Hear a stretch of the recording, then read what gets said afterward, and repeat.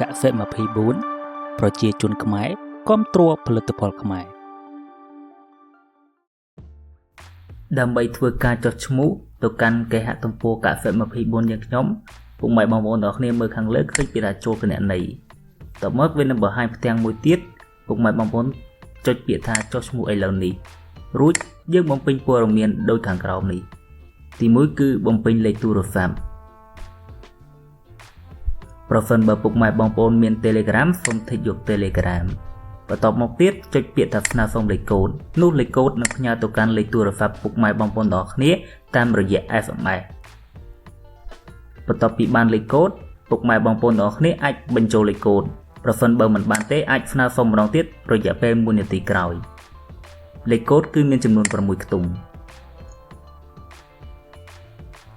បន្ទាប់មករើសទីតាំងនិងសង្កាត់ដែលពុកម៉ែបងប្អូនទាំងអស់គ្នារស់នៅហើយកុំភ្លេចសូមបញ្ចូលអាសយដ្ឋានពេញរបស់ពុកម៉ែបងប្អូនទាំងអស់គ្នានៅខាងក្រោមនេះ